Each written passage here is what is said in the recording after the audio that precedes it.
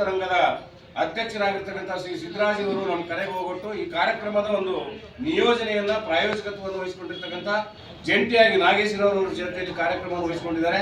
ಅವರಿಗೆ ಈ ಕಾರ್ಯಕ್ರಮವಾಗಿ ಅನಂತ ಸ್ವಾಗತವನ್ನು ಈ ಸಂದರ್ಭದಲ್ಲಿ ಬಯಸ್ತಾ ಇದ್ದಾರೆ. ಇನ್ನೊಂದು ವಿಚಾರ ಏನಂದ್ರೆ ಕನ್ನಡ ಸಾಂಸ್ಕೃತಿಕ ರಂಗ ಸ್ವಯಂ ಅವರು 10 ವರ್ಷಗಳ ದಶಕಗಳನ್ನು ಪೂರೈಸಿ 11 ವರ್ಷಕ್ಕೆ ಕಾಲಿಟ್ಟಿದೆ. ಅದು ಕೂಡ ಒಂದು ಹೆಗ್ಗಳಿಕೆ ವಿಚಾರ.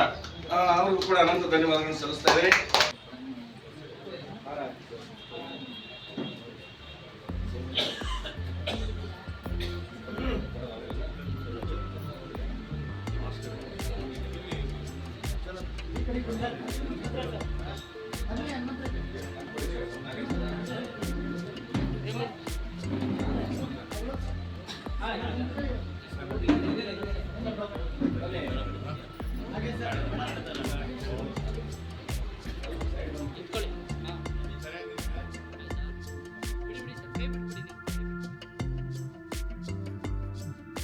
ಇವತ್ತು ಕನ್ನಡ ಸಾಂಸ್ಕೃತಿಕ ರಂಗ ಮತ್ತು ನಿವೃತ್ತ ನೌಕರ ರಾಜ್ಯ ಸರ್ಕಾರ ನಿವೃತ್ತ ನೌಕರ ಸಂಘದ ವತಿಯಿಂದ ನೆಲಮಂಗಲ ಶಾಖೆ ವತಿಯಿಂದ ನಾವು 12ನೇ ತಾರೀಕು ಇದೇ ತಿಂಗಳ 12ನೇ ತಾರೀಕಿಂದ ಇವತ್ತು ಕೊನೆಯ ದಿವಸದ ಸಮಾರೋಪ ಭಾಷಣವನ್ನು ನಾವು ಸಮಾರಂಭವನ್ನು ಇಟ್ಕೊಂಡಿದ್ವಿ. ಈ ಒಂದು ಸಮಾರಂಭದಲ್ಲಿ ನಮ್ಮ ಬಾಡಿಫೈ ಥೆರಪಿಯ ವೈದ್ಯರಾದಂಥ ಸವಿತಾ ಶಿವಕುಮಾರ್ ಮತ್ತು ಮಂಜುನಾಥ್ರವರು ಬಹಳ ಸಹಕಾರವನ್ನು ನಮಗೆ ಕೊಟ್ಟಿದ್ದಾರೆ. ಈ ಒಂದು ಏನು ಥೆರಪಿ ಕಾರ್ಯಕ್ರಮ 1 ವಾರಗಳ ಕಾಲ ನಡೀತು. ಈ ಒಂದು ಥೆರಪಿ ಕಾರ್ಯಕ್ರಮದಲ್ಲಿ ನಮ್ಮ ಕನ್ನಡ ಸಾಂಸ್ಕೃತಿಕ ರಂಗದ ಪದಾಧಿಕಾರಿಗಳಾದಂಥ ಕಾರ್ಯದರ್ಶಿ ಪ್ರಧಾನ ಕಾರ್ಯದರ್ಶಿ ಶಿವಕುಮಾರ್, ಕಾರ್ಯದರ್ಶಿ ವಿಜಯಕುಮಾರ್, ಖಜಾಂಚಿ ನಮ್ಮ ಶರಣಬಸಪ್ಪನವರು ಭಾಳ ನಮಗೆ ಸಹಕಾರ ಕೊಟ್ಟಿದ್ದಾರೆ. ಅವರಿಗೂ ಕೂಡ ನಾನು ಮನದಾಳದ ಅಭಿನಂದನೆ. ಮತ್ತು ನಿವೃತ್ತ ನೌಕರ ಸಂಘದ ಅಧ್ಯಕ್ಷರು ಪುಟ್ಟಯ್ಯ ಸರ್, ಭೀಮರಾಜ್ ಸರ್ ಆದಿಯಾಗಿ ಎಲ್ಲ ನಮ್ಮ ಬೀರದಾಸರು ಎಲ್ಲ ಆದಿಯಾಗಿ ಅವರು ಕೂಡ ನನ್ನ ಮನದಾಳದನ್ನು ವಂದನೆಗಳನ್ನು ಸಲ್ಲಿಸ್ತೀನಿ. ಕಾರಣ ಇವತ್ತೇನು ನಮ್ಮ ನೆಲಮಂಗಲದಲ್ಲಿ ಕಾರ್ಯಾಗಾರ ನಡೆಯಬೇಕಾದ್ರೆ ಅವರ ಒಂದು ಆಶೀರ್ವಾದ, ಅವರ ಒಂದು ಸಲಹೆಗಳಿಂದ ಈ ಕಾರ್ಯಕ್ರಮ ಯಶಸ್ವಿಯಾಯಿತು. ಹಾಗಾಗಿ ಮುಂದಿನ ದಿನಗಳಲ್ಲಿ ನಮ್ಮ ಕನ್ನಡ ಸಾಂಸ್ಕೃತಿಕ ರಂಗ ಮತ್ತು ನಿವೃತ್ತ ನೌಕರರ ಸಂಘದ ವತಿಯಿಂದ ನೆಲಮಂಗಲದಲ್ಲಿ ಆಗ್ತಕ್ಕಂಥ ಅನೇಕ ಸಮಸ್ಯೆಗಳೇನಿದೆ ಆ ಸಮಸ್ಯೆಗಳನ್ನ ಹಕ್ಕೊತ್ತಾಯ ಕಾರ್ಯಕ್ರಮವನ್ನು ಸಂಬಂಧಪಟ್ಟ ಅಧಿಕಾರಿಗಳ ಜೊತೆಯಲ್ಲಿ ನಾವು ಚರ್ಚೆ ಮಾಡಿ ಸಮಸ್ಯೆಗಳನ್ನು ಪರಿಹಾರ ಮಾಡಲಿಕ್ಕೆ ನಾವು ಎರಡೂ ಸಂಘಟನೆಗಳು ಕೂಡ ನಾವು ಶ್ರಮ ವಹಿಸ್ತೀವಿ ಅಂತ ಈ ಸಂದರ್ಭದಲ್ಲಿ ನಾನಾದರೂ ಹೇಳಕ್ಕೆ ಇಷ್ಟಪಡ್ತೇನೆ. ಕನ್ನಡ ಸಾಂಸ್ಕೃತಿಕ ರಂಗ ನೆಲಮಂಗಲ ಮತ್ತು ರಾಜ್ಯ ಸರ್ಕಾರಿ ನಿವೃತ್ತ ನೌಕರರ ಸಂಘ ನೆಲಮಂಗಲದ ಸಹಯೋಗದೊಂದಿಗೆ ದಿನಾಂಕ 12/1/2026ರಿಂದ ಇಂದಿನವರೆಗೂ ಕೂಡ ಈ ಕಾರ್ಯಕ್ರಮವನ್ನು ಬಾಡಿಫೈ ಒಂದು ಥೆರಪಿಯನ್ನು ಕೊಡೋದಕ್ಕೆ ನಾವು ಇಲ್ಲಿ ಪ್ರಾರಂಭ ಮಾಡಿದ್ವಿ. ಈ ಒಂದು ಬಾಡಿಫೈನಲ್ಲಿ ಅನೇಕ ಕಾಯಿಲೆಗಳಿಗೆ, ಅದರಲ್ಲೂ ವಿಶೇಷವಾಗಿ ವಯೋವೃದ್ಧರಿಗೆ ಅನುಕೂಲವಾಗತಕ್ಕಂಥ ಕಾಯಿಲೆಗಳಿಗೆ ಈ ಒಂದು ಥೆರಪಿ ಅನುಕೂಲವಾಗುತ್ತೆ. ಸುಮಾರು ಒಂದು ದಿವಸಕ್ಕೆ 80ರಿಂದ 160 ಜನರು, ಅಂದರೆ 1000ಕ್ಕೂ ಹೆಚ್ಚು ಜನರು ಇದರಲ್ಲಿ ಒಂದು ಈ ಲಾಭವನ್ನು ಪಡ್ಕೊಂಡಿದ್ದಾರೆ.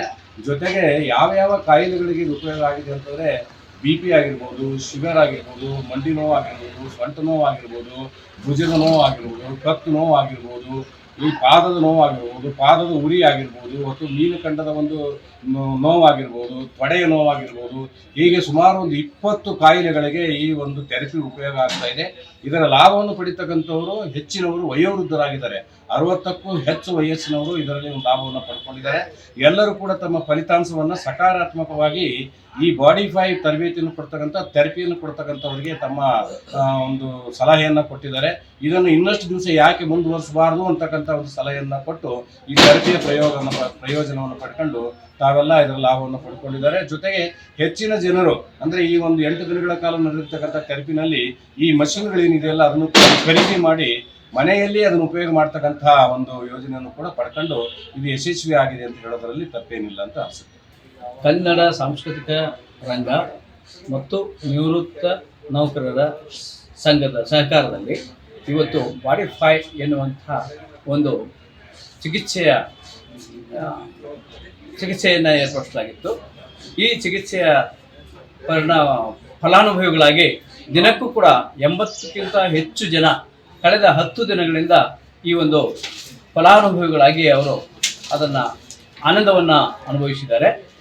ಈ ಸಾಂಸ್ಕೃತಿಕ ರಂಗ ನೆಲಮಂಗಲದಲ್ಲಿ ಯಾವುದೇ ನಾಡು ನುಡಿಗಾಗಿ ದುಡಿದಂಥವರು ಯಾರಿದ್ದಾರೆ ಅವರೆಲ್ಲರನ್ನ ಸ್ಮರಿಸುವಂತಹದ್ದು, ಜೊತೆಗೆ ಇನ್ನು ಪಟ್ಟಣದ ಅಗತ್ಯತೆಗಳನ್ನು ಕುರಿತು ಹೋರಾಟವನ್ನು ಮಾಡಿ ಸಂಬಂಧಿಸಿದಂಥವರ ಗಮನಕ್ಕೆ ತಂದು ಅದನ್ನು ಯಶಸ್ವಿಯಾಗಿ ಕಾರ್ಯಗತಗೊಳಿಸುವಂಥ ಕಾರ್ಯದಲ್ಲಿ ಕನ್ನಡ ಸಾಂಸ್ಕೃತಿಕ ರಂಗದ ಅಧ್ಯಕ್ಷರಾದಂಥ ಶ್ರೀ ಸಿದ್ದರಾಜು ಮತ್ತು ಅವರ ತಂಡದವರು ಸದಾ ನಿರತರಾಗಿದ್ದಾರೆ. ಅದರ ಫಲವಾಗಿಯೇ ಇವತ್ತಿನ ಈ ಬಾಡಿ ಫೈ ಎನ್ನುವಂತಹ ಒಂದು ವಯೋವೃದ್ಧರಾದಂಥವರಿಗೆ ಅನೇಕ ಕಾಯಿಲೆಗಳಿಂದ ನರಳ್ತಾ ಇರುವಂಥವರಿಗೆ ಒಂದು ಅರ್ಧ ಗಂಟೆಯ ಚಿಕಿತ್ಸೆ, ಇದು ಮಸಾಜ್ ಮೂಲಕ ಚಿಕಿತ್ಸೆಯನ್ನು ಕೊಡಲಾಗಿದೆ. ಇದು ಅತ್ಯಂತ ಯಶಸ್ವಿಯಾಗಿ ಸುಮಾರು ಒಂದು 600ರಿಂದ 800 ಜನ ಇದರ ಫಲವನ್ನು ಅನುಭವಿಸಿದ್ದಾರೆ. ಅದೆಲ್ಲರ ಶ್ರೇಯಸ್ಸು ನಿವೃತ್ತರ ಸಂಘ ಮತ್ತು ಕನ್ನಡ ಸಾಂಸ್ಕೃತಿಕ ರಂಗಕ್ಕೆ ಸಲ್ಲಬೇಕಾಗಿದೆ.